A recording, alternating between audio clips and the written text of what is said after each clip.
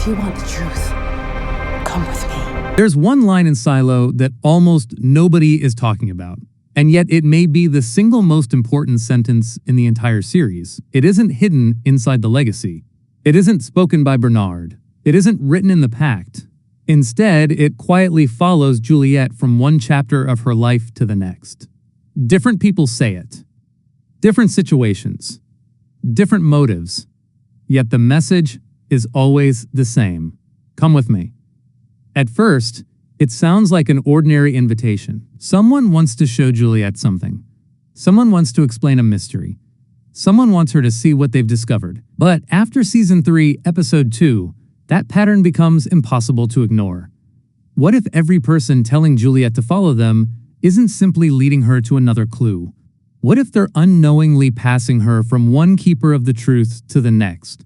Because once you connect every one of these moments, a chilling possibility emerges. Juliette's story was never about escaping the silo. It was about becoming the first person in 352 years to inherit every piece of a truth that was deliberately divided, so no one could ever possess it all. Before we break that theory apart, let's remember where the story stands. Juliette has survived the impossible. She walked beyond the hill, discovered another silo, and returned carrying knowledge capable of destroying everything Silo 18 believes about itself. It's not safe, because it's not safe. When you went over the hill. At the same time, Lucas has entered the legacy and uncovered secrets that even Bernard struggled to accept. Charlotte's mysterious past has raised new questions about memory, while the Founder's long-hidden plan is slowly coming into focus. Every storyline in Season 3 points toward hidden knowledge. But here's what's fascinating. None of these discoveries happen because Juliette accidentally stumbles across them. Every major revelation begins the same way. Someone asks her to follow. If you enjoy theories that dig beneath the surface instead of simply explaining the ending, make sure you hit like, subscribe, and share this video with another Silo fan. I spend hours connecting dialogue. The medication has erased the book of Charlotte. Visual clues, recurring themes, and the deeper storytelling behind these shows, instead of just repeating what happened on screen. If that's your kind of content, your support genuinely helps the channel continue making these deep dives. Now, fair warning, this video contains major spoilers for Silo through Season 3, Episode 2, along with discussion of recurring themes that may point toward where the series is heading. The first time we hear this pattern, it barely registers. It feels natural. One character asks Juliette to come and see something. Another leads her toward evidence. Someone else opens a door that was never meant to be opened. On their own, these scenes don't seem connected. But Silo has always rewarded viewers who pay attention to repetition. The writers rarely repeat dialogue unless they want us to notice it. The same symbols return, the same visual framing returns, the same questions echo across multiple generations. So why wouldn't the dialogue work the same way? Try harder. Here's where things become really interesting. Every person who invites Juliette to follow them is already carrying a fragment of forbidden knowledge.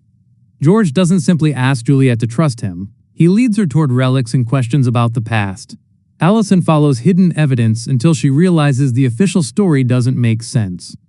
Holston follows Allison's path. Bernard follows the legacy. Lucas follows the stars. Charlotte follows memories that refuse to stay buried. Every one of them holds a different piece of the puzzle. None of them possesses the entire picture. Yet every one of them unknowingly hands Juliette another fragment before their own journey reaches its breaking point. That's not coincidence. That's structure. The show isn't just telling us a mystery. It's showing us how truth survives when no single person is allowed to know everything. Now ask yourself a simple question. Why doesn't the truth ever come from one person? If the Founders truly wanted someone to understand their world, they could have left a complete record inside the legacy.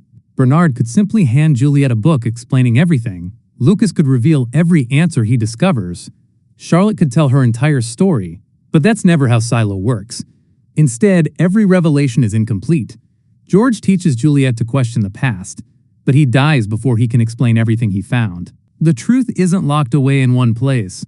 It's scattered across dozens of people, dozens of generations, and dozens of decisions. And once you recognize that pattern, another possibility begins to emerge. What if that fragmentation was intentional? Think about the safest way to protect an enormous secret.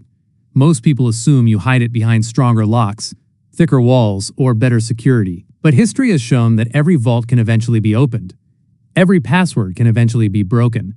The founders may have chosen a much smarter solution. Instead of hiding the truth in a single location, they divided it among people who never realized they were carrying it. One person understands the engineering behind the silo. Another knows fragments of its forgotten history. Someone else understands the political system. Another discovers clues about the outside world. Bernard inherits the legacy. Lucas learns what the stars are trying to tell him. Juliette brings all of those separate threads together without realizing that's exactly what she's doing. The founders didn't simply hide the truth. They dismantled it into pieces so small that no individual discovery could ever threaten the system on its own. That completely changes how we should look at every mentor Juliette has ever had. George isn't simply the man who inspires her curiosity.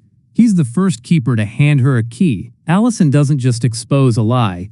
She hands Juliette another key.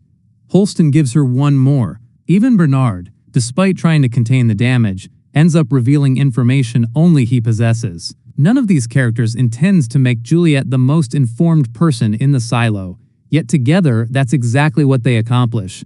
It's almost like a relay race, where each runner carries the truth only a short distance before passing it to the next person. The difference is that none of them realizes they're participating in the same race. Here's where episode 2 quietly strengthens that idea.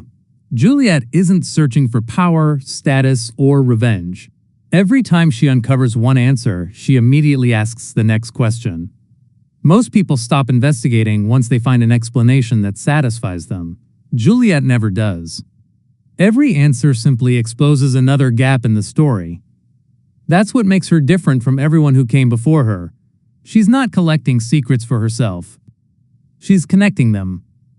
The founders may have designed the system assuming no one would ever gather enough fragments to reconstruct the complete picture. Juliette becomes dangerous because she refuses to leave those fragments disconnected. And that may explain why nearly every character who reaches the edge of the truth eventually faces isolation. George dies, Allison dies, Holston dies. Others become trapped by responsibilities they never asked for, like Bernard carrying the burden of the legacy, or Lucas inheriting knowledge that changes how he sees the entire world. The truth in Silo is never presented as freedom. It's presented as responsibility. Every person who carries part of it pays a price. That's why the repeated invitation, "Come with me," feels so significant. On the surface, it's an invitation to discover something hidden. Symbolically, it's an invitation to inherit a burden that becomes heavier with every answer. If that's what the writers are building toward, then Juliette's greatest challenge isn't escaping the silo or defeating Bernard. It's surviving the weight of complete knowledge. Every previous keeper of the truth only carried one piece of the puzzle. Juliette may become the first person forced to carry all of it at once. And if the founders truly believe no human being should ever possess the entire truth, then Juliette isn't simply breaking the rules. They may see her as breaking the very design of the silo itself. But there may be one final layer to this pattern that almost everyone has overlooked. Every person who tells Juliette, "Come with me," believes they're leading her toward an answer. In reality, they may be leading her toward a choice. There's a difference.